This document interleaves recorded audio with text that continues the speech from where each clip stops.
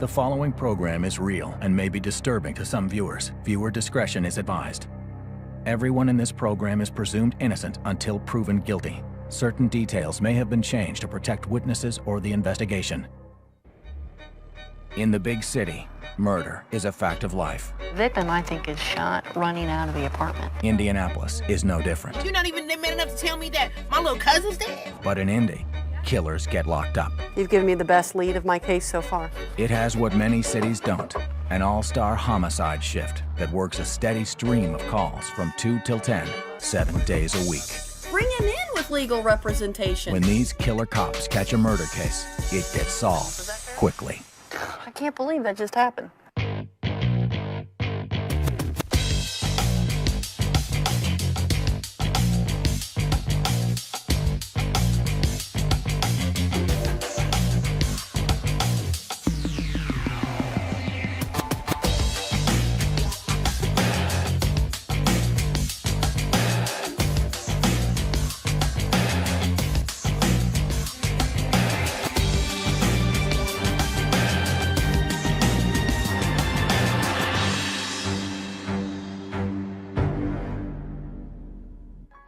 Indianapolis, Halloween night. 911. Hi, there's these guys. I believe they're fighting. We don't know. We were inside the house, but we heard gunshots. How many shots did you guys hear? 3 or 4, maybe. 911. Yeah, there's bullet shots, gunshots out here in my apartment. How many shots did you hear? Sounded like about 10 or 15 of them. I'm en route to a person shot, possible 10-0 on the scene. Way east side of the city, so. 2133 is 1023. Detective Chris Menina is headed to an apartment complex where a young man has reportedly been shot. She is awaiting word of his fate. If he dies, this Halloween night murder will be her case. Every single year as a child, I dressed up as a cop, so. I guess this year's no different. I've been advised subject is 10-0, but certain crime lab and notify the on-call lieutenant, please. He's dead, so I could feel it. About the last 3 hours, I knew we were probably going to get one, so. Welcome to Halloween in Indianapolis.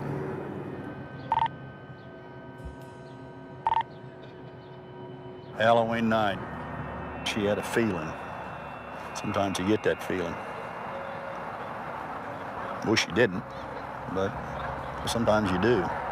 Detective Tudor is already on site and will assist Menina at the crime scene. Appears to be a black male, lying face down.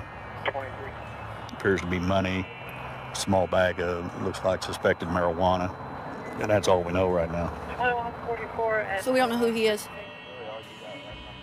In the courtyard of an apartment complex, an unidentified young man lies dead.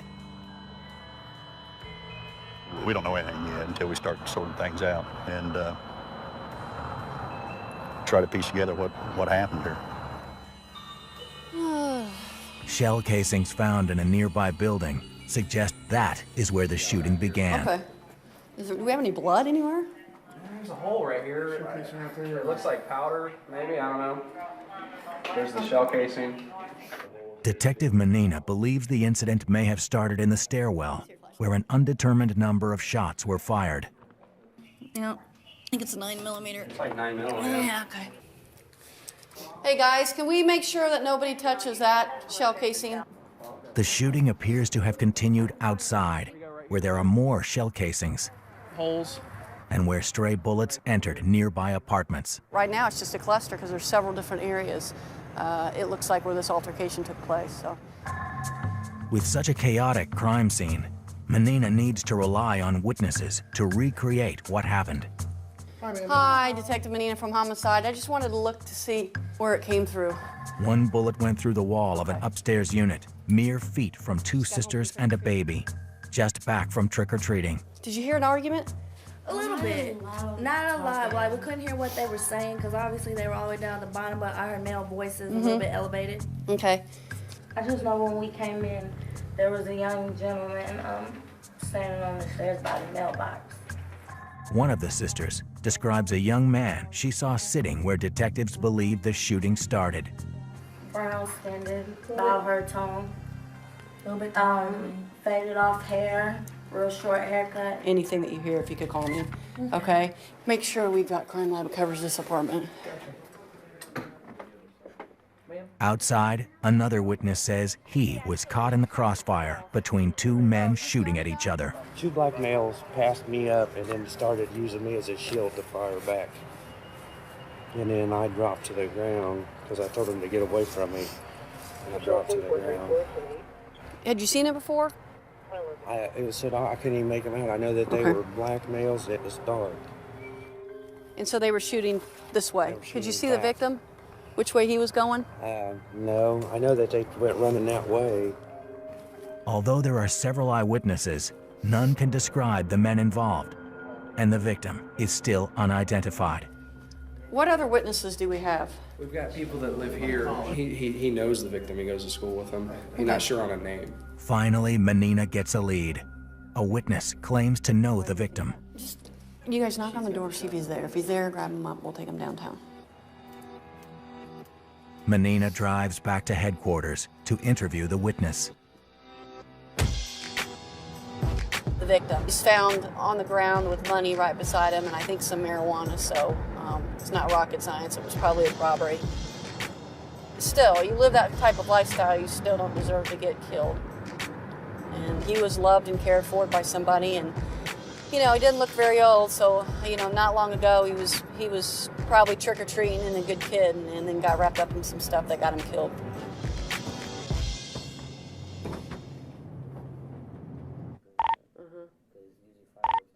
Okay, this is a taped statement given by Jacob to Detective Menina with the IMPD homicide. Around 7:30, I'm on my way home. Okay. And I get to the door, and I see my friend sitting at the stairs, and I was like, "What's up? What you doing?" Who's your friend? The witness gives her a possible first name for the victim, Craig. And he's just sitting on the stairwell by himself. And what do you say to him? I said, "What's up? What you doing for Halloween?" He was like, "No, I'm just sitting here waiting for somebody." I was like, "All right, man, be safe." Okay. The witness spoke to his friend, Craig, who was sitting in the stairwell just minutes before the shooting. That's when I see 3 guys with the red hoodies come down from the stairs. So you saw 3 black males coming down the steps. Never seen them before. And you heard somebody say, you ain't getting my stuff. You did hear somebody say, "I'm not going to give you," did you? He said a curse word. That's okay. He said, "You ain't gonna get my shit," and that's when I heard, bah! The witness says Menina's suspicion that it was a robbery may be correct. All right, I'll get you guys a ride home. I appreciate it.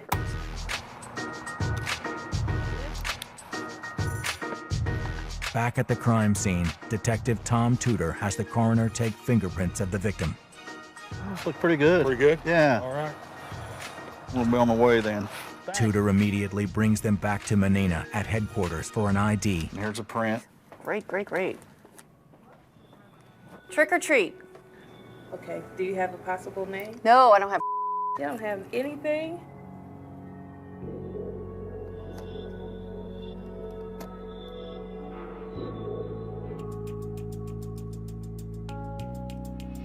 The computer finds a match, but it's not who Menina was expecting. Coming up, the victim's identity is revealed. Okay. And the case takes off.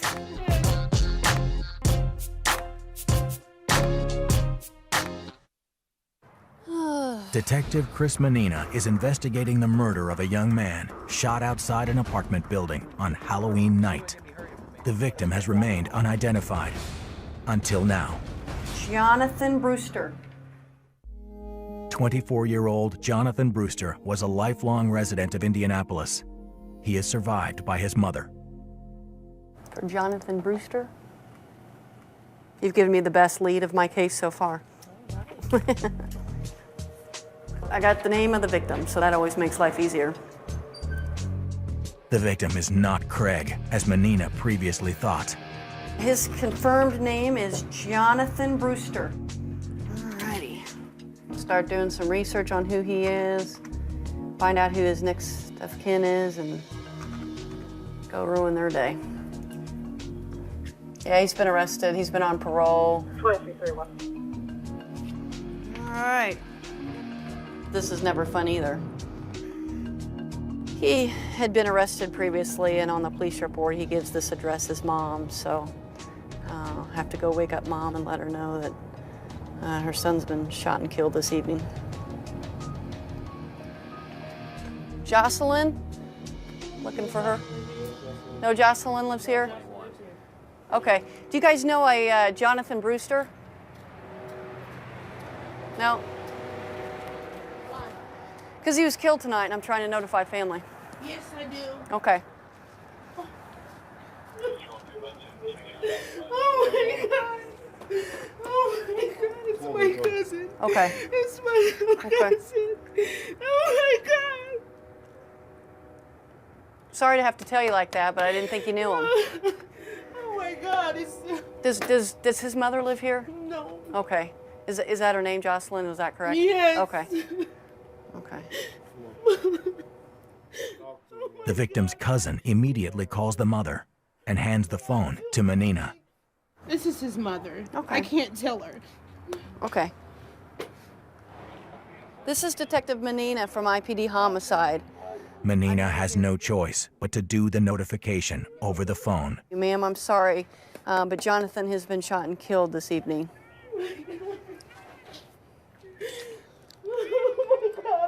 Where are you located at, ma'am? Menina quickly goes to talk to the victim's mother.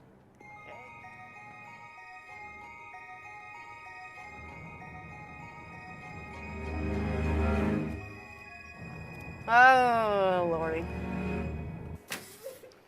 Hi, I'm sorry. You sure that's my boy? Yeah. Are you sure that's my boy?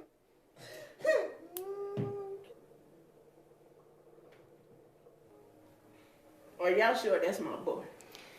Yeah, I mean, we took fingerprints of him at the scene, and there was fingerprints on file. And I'm sorry to have to, I didn't want to tell you on the phone, but she called you real quick, and the East New York Street is what we had for you, yeah. So I was kind of just, you know, she handed me the phone real quick, so. Right now it looks like he had a little bit of dope on him, he had a little bit of money, and some witnesses think they heard him say, you're not going to get this or something from me, and then they heard shots. So I think maybe it was an attempt robbery. Who was Johnny's best friend? Me. You? Okay. I'll tell you, I'll do everything I can. There's nothing you can't do. Well, I mean, find the person who pulled the trigger. I mean, well, you got to forgive him too. Yeah. But I do. But my boy, I'll say he did. I have to see it. Mm-hmm.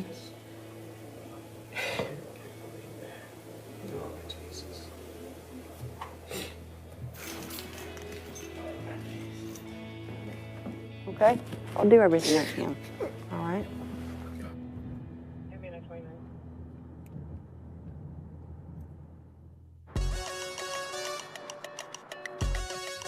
First thing in the morning, Menina attends the autopsy.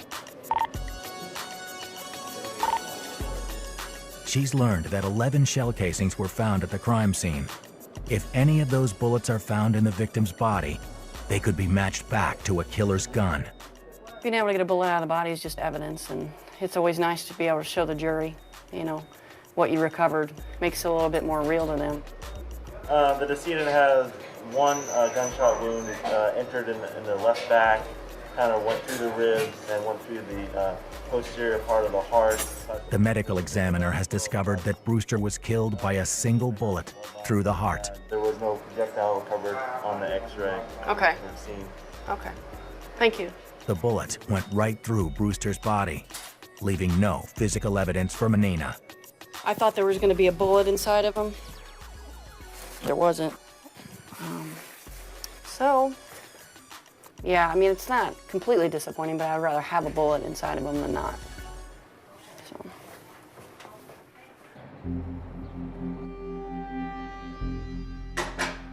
With no real leads, Menina brings in the victim's girlfriend. She needs new information to make her next move. Is it D-E-T-R-A? Yeah. Jonathan's girlfriend? Yeah. Did he wake up with you Saturday morning? I woke him up at 3 o'clock. In the afternoon?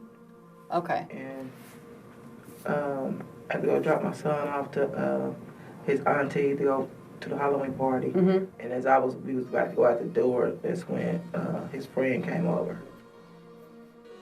Deetra says that on the afternoon of Halloween, Jonathan was hanging out with a friend she knows as Shorty. Was Shorty alone? Do you know who he was with? I don't know the dude's name. That was my second time seeing him. Okay, so just another guy? Yeah. She left Jonathan with his friends and ran some errands. He called her several times, using Shorty's cell phone. He just kept calling me. Okay, so as you're dropping your son off and getting shoes, he's calling you a bunch? Yeah. Around 7:45, he called me, and that was the last I talked to him. And he's still with Shorty at that time because he's Yeah, on his with phone. Bob, yeah. He's obviously with Shorty. He's using Shorty's phone 18 minutes before he's shot, so we know that he's with him. Menina has a lead. She needs to track down Shorty, who may have been the last person to see Jonathan alive. Well, obviously, I need to talk to him and want to talk to him to do the right thing, because at the end of the day, all I want to do is get the shooter. All right, this is the end of the statement given by Miss Gray.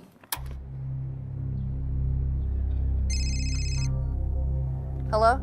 Later that day, Menina gets a phone call from the victim's cousin, the one who had lied to her about knowing Jonathan the night before. She now wants to cooperate and says she has information about Shorty and her dead cousin, Jonathan Brewster. All right, bye-bye.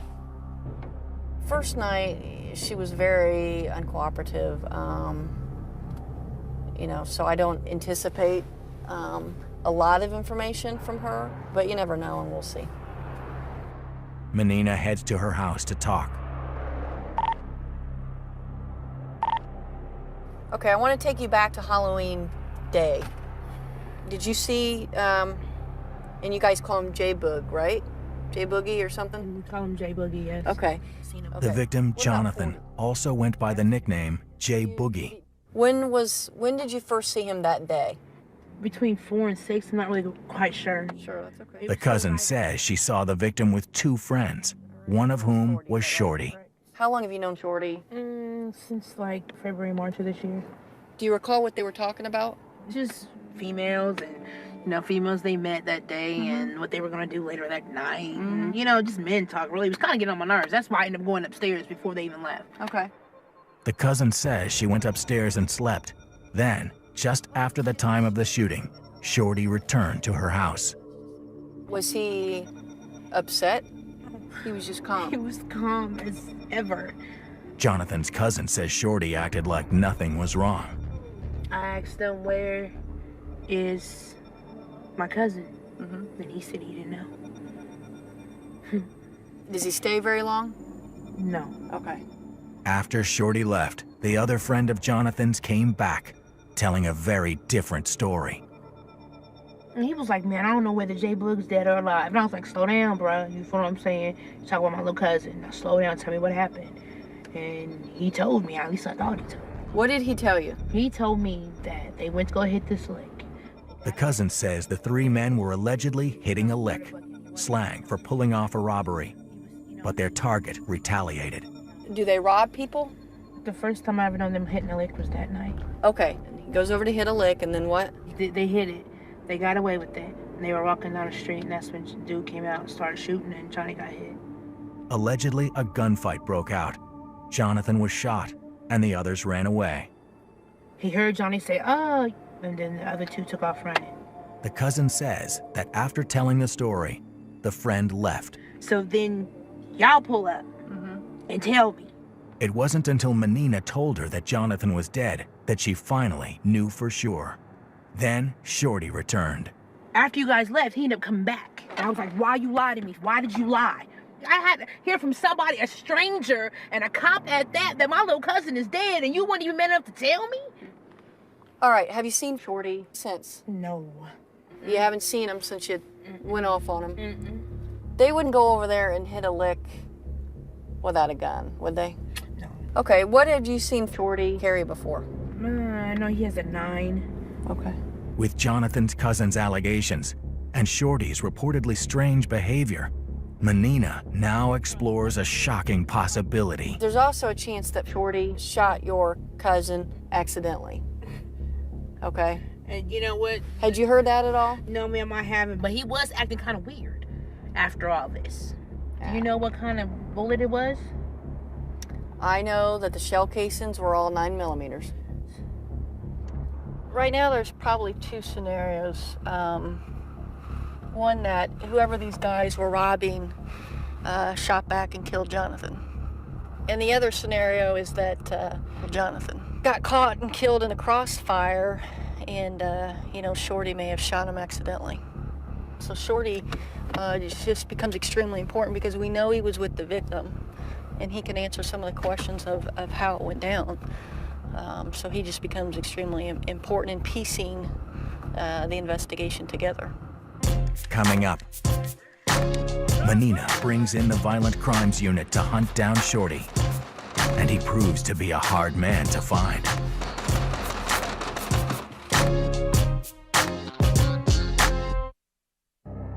The following program is real and may be disturbing to some viewers. Viewer discretion is advised.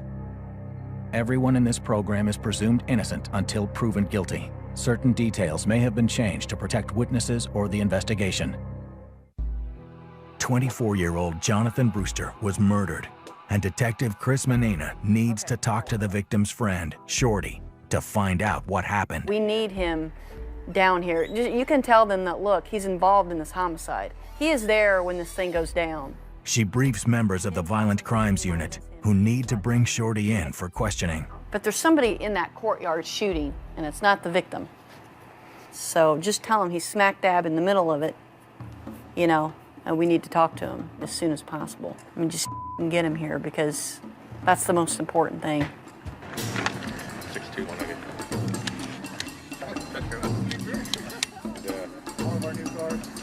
Is this him? This is his address. He lists on his parole. This is Victoria's address. She's a girlfriend.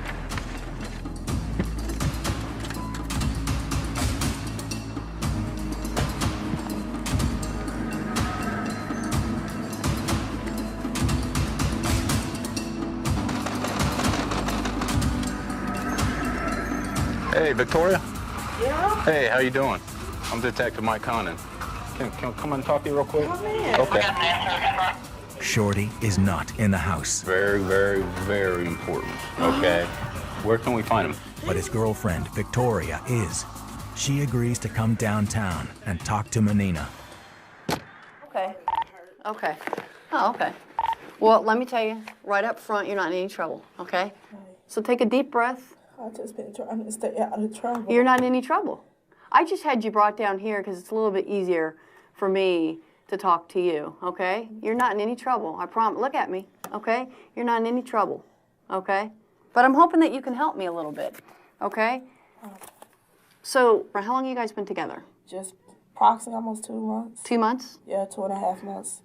Yeah. Do you remember Halloween night? Yeah. Okay. Victoria confirms that Shorty was with Jonathan Brewster on Halloween, and they were in and out all day. They was together, but later when he came back, he wasn't with him. Okay. And when he came back, he was normal? Like everything's okay? Yeah, he wasn't nothing out of character.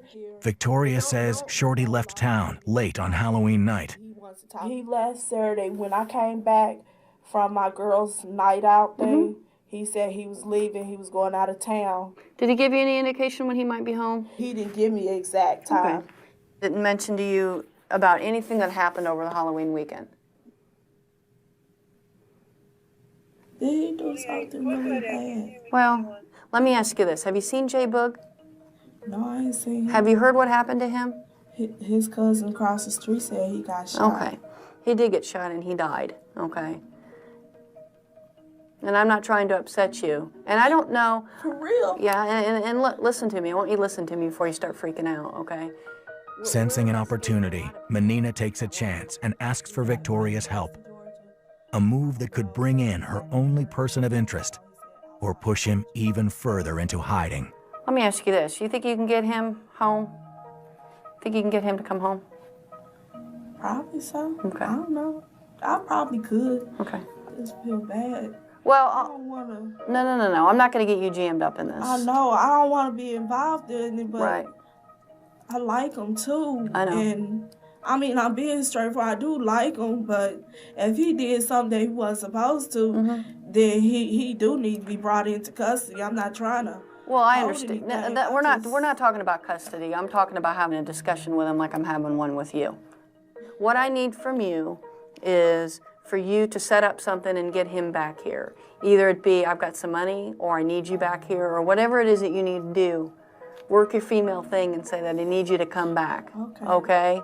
Just get him here. Just get him here for me. Can you help me with this? I can help you with that. Okay. I'll try my best. Okay.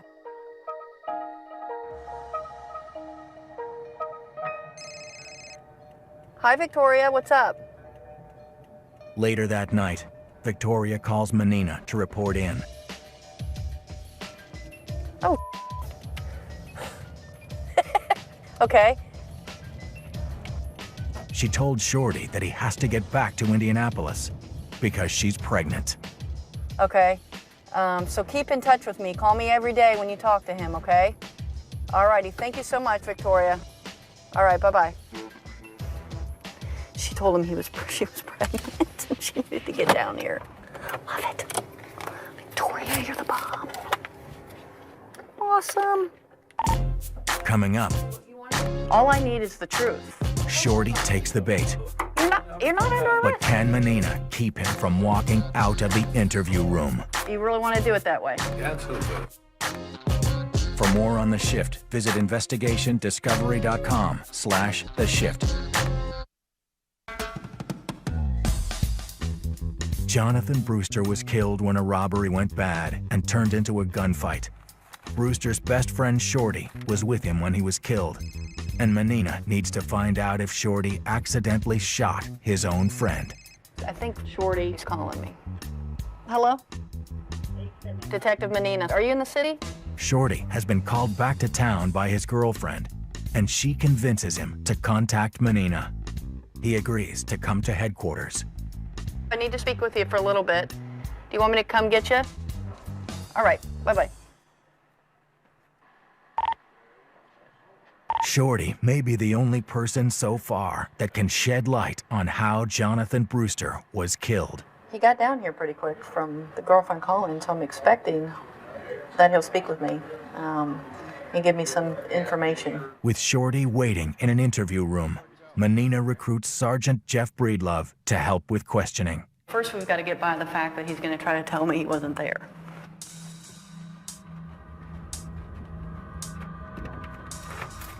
This is Sergeant Breedlove. You want to get a smart guy? What, you got a smart guy? Yeah, I need a smart guy. I look like a smart guy? You don't even What, do know I me. look dumb? You're not under arrest. So I don't have to stay here? No.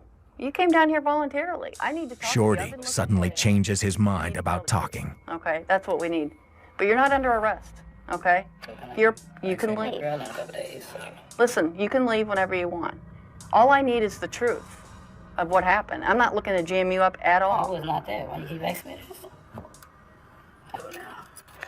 So I want on the rest of it. You really want to do it that way? I got the smart guy. You want me to leave? No. Well, why is he the smart guy? That part.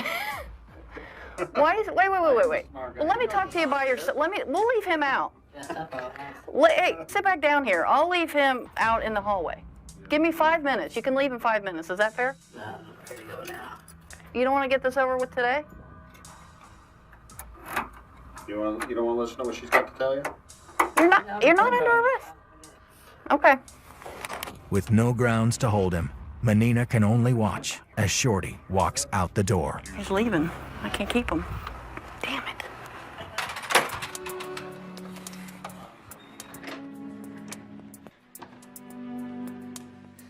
My intellectual look just ruined her whole interview.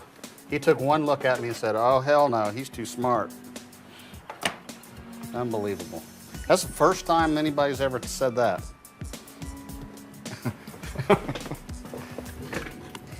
He obviously didn't talk to my high school guidance counselor. I'm sorry. Not your I don't know fault. what I didn't say one word to him. Are you kidding me? I know. Like, you think that maybe like he saw the room and felt like he was. I told him he wasn't under arrest. Like, you're not under arrest. I'm trying to get this worked out. I can't believe that just happened. Good thing I didn't bring these reading glasses in, or he would have been running out the door.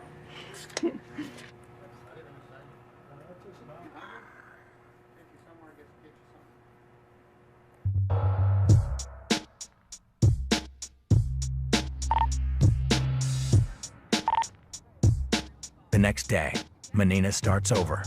She has to drum up a new lead. I'm on my way back out to the scene with my coworkers to do a canvass and see if anyone will stop one of us and give us any more information. Armed with a $1,000 reward for information leading to an arrest, all the middle shift detectives spread out, trying to hit every apartment in the complex. So I think if we do this building and then that one, I mean, we could maybe do that one, I guess. It's the police. How you doing? Detective Menina from Homicide. You have 1 second? Okay, I'm investigating that homicide that occurred the other night. You mind if I come in here for a second?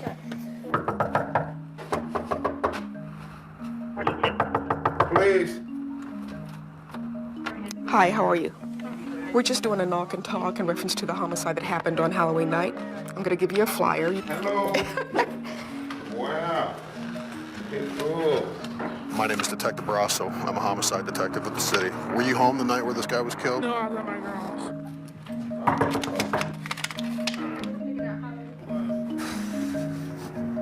Anything good? I have a few people that heard the gunshots but didn't see anything. The thing is that everybody freaking knows and nobody will just, you know. Oh. I hit one. We just hit one. Those are perfectly good tangerines.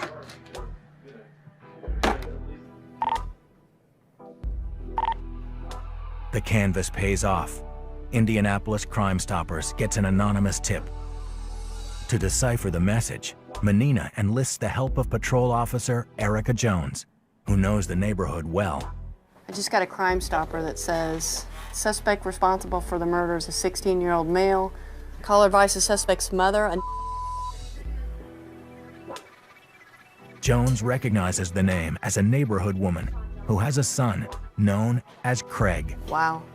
On the night of the murder, a witness alleges to have seen a young man called Craig just before the shooting. At the time, he feared Craig was the victim. The shooter named in the tip could be the same young man seen that night, likely the target of the alleged robbery. That was the kid sitting on the steps. Now, Menina needs to get a confirmation from her initial witness. She heads back to the apartment complex to find him. What's going on, man? How you been? I want to show you a quick picture. Take 2 seconds, okay? I just want to show you a photo array real quick. You recognize anybody in that photo array? If he recognizes the person named in the tip as his friend Craig, who he saw the night of the murder, Menina will have a new suspect. Which one was sitting on the stairway when you got home from trick-or-treating? Okay. And that was it. So Okay. what? Menina gets confirmation, and the investigation is back on track. All right, man, thanks. This is Detective Menina from Homicide. How are you? Because her potential suspect is a minor, and she doesn't yet have enough probable cause for an arrest warrant, Menina calls his mother to see if she'll bring him in. We're trying to make this as peaceful for everybody as possible. She agrees to come down to headquarters without her son to talk. And I appreciate that, because that will help a lot. Okay, thanks. Bye. Well, the first thing is, does she show up? That's the big hurdle. We shall see. Coming up, Craig's mother shows up, To be perfectly honest, at this point in time, he is a suspect. but refuses to bring in her son. Why are we not getting this resolved right now? Do you know how bad that looks?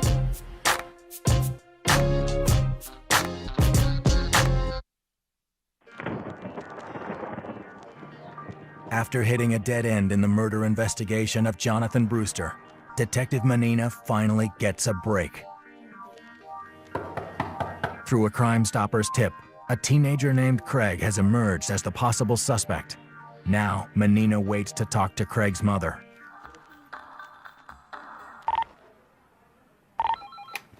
Homicide. Yep. Send her up. Yep, great, thanks. I want to go in and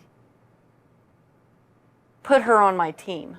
So we are a team trying to figure out what the truth is. We need to be on the same page. That's the big hurdle. Let's just go back to yesterday. When did you see him last yesterday? I haven't. Craig's mother says she recently kicked her son out of the house for skipping school. I told him, you know, if you stand with me, you have to go to school. You need to get your stuff, you need to go. And not to mention the fact that he smokes. And it's just certain things I'm not going to condone. Marijuana? Yes. Okay.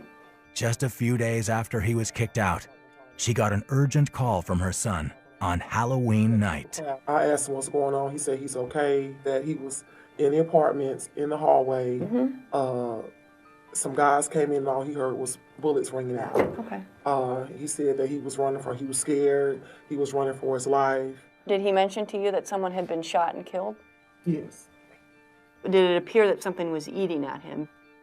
I don't remember. I think, to be honest with you, I was just happy that my son was alive. Okay. And then you decided today to put him on a bus? Yes. Okay. After the Halloween night incident, Craig's mother enrolled him in a military school, and just today, put him on a bus headed for Georgia. Does your son, does he have a good heart? He's a good kid. Yeah. Yes, he okay. does. Menina breaks the news that Craig could be more than simply a witness to the murder. To be perfectly honest, at this point in time, he is a suspect. Let me ask you this. Hearing this information and seeing how he's behaved, could it fit?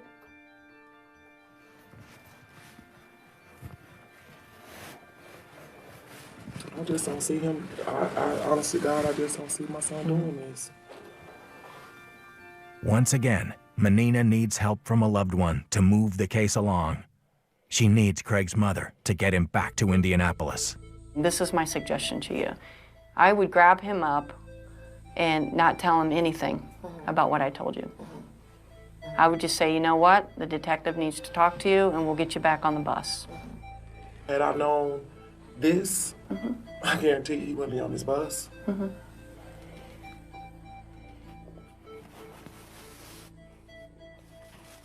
I can't believe this. I mean, I feel bad for her. You know, you hate to tell a mother like that who is a good person and, you know. But I guarantee he's probably coming back tomorrow on the next bus.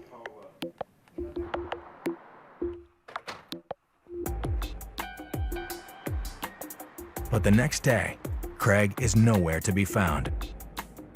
Talked to Mom, she's not bringing him in, so I'm irritated about that. All that looks bad.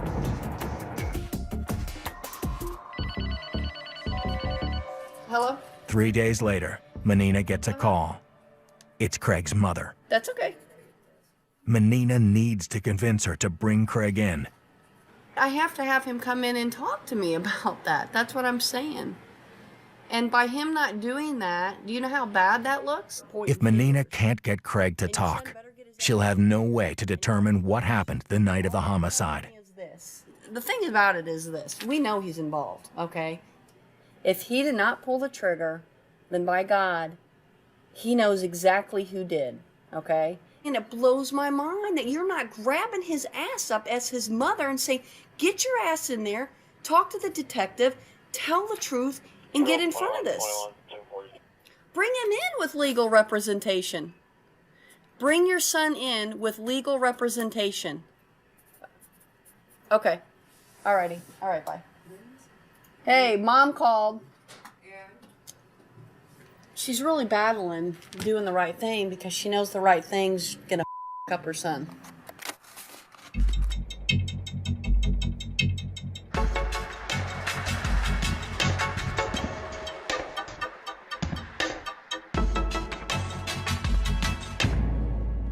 The next day, Craig, his mother, and their attorney arrive, so Menina can take a statement. I want to know who the other shooter was. Somebody in the courtyard firing away. So that's got to be Shorty. Okay. Menina needs to know who fired the shot that killed Jonathan Brewster. And if it was Craig, was he acting in self-defense? Young man, I just need the truth, okay? So that day, where did you go? On the night of the murder, Craig says he went to see a friend in the building. At around 8 p.m., they smoked marijuana in the hallway. Do you deal weed too? And I don't care if you do or not. Yeah. So you were over there dealing weed that night? Okay. And then what happens? Craig says his friend went into his apartment, leaving him alone in the hall. Then 3 men entered the building. They surround me. When they come in, he grabbed me by the collar on my black hoodie, slammed me on the mailbox. He pull out the pistol, he said, "Give me all your money." I said, "I don't got no money. I don't got nothing." That's when the light-skinned guy went in my pocket. He told me to wait till he went all the way in my pocket to grab all my money. He said, "All right, we can go." Okay. But before the robbers got out the door, Craig's friend came back into the hallway with a pistol. As soon as they see us meet up, they begin to shoot. Okay. Boom. Once they start. That's when Craig's friend handed him the gun. So they still shooting and I return. Fire. Okay. And as you're shooting, is somebody shooting at you? Yes. Okay, so you're shooting in the direction that the shots are coming at you? Yes. Okay. Let me ask you this. Were you inside or were you outside when you fired the gun? Outside. Okay, are you shooting as you're running out? Or are you waiting until you're completely outside? I was completely out. You were completely outside, okay. Craig admits that he chased the robbers outside. How many times did you fire the gun? 4. 4 times? When did you realize that you hit the victim? In this whole scenario, when do you realize it? Give me a second. It's not been established that he's hit the victim. Even though he's confessed to pulling the trigger, Craig claims he doesn't know if he fired the lethal shot. When did you learn that someone had died? You didn't see him when I seen y'all put the yellow tape. Okay. I just want to make sure that you have told me everything, because this is what will happen. I will present everything to the prosecutor. There are definitely some inconsistencies. Okay. You guys are free to go. In a nutshell, he was on the steps. He says he gets robbed. Altercation, physical fight, escalates to shots being fired. Interestingly enough, though, he says he runs out last, chasing these guys out the door. And then when he gets outside, he shoots 4 more times. But the problem lays in the fact that I think there were other opportunities for him to get away other than just to chase him out and then fire shots. He could have run out the other door. At the end of the day, we may never know who actually fired the fatal shot. Common sense tells you that it was probably Craig, because if you put it in Shorty's hand, then he shot his friend. Flip side of that, I've seen it more times than once in friendly fire that you accidentally shoot your friend. Prosecutor's office has everything, they're looking at everything, and they'll make the ultimate decision on what the charges are going to be.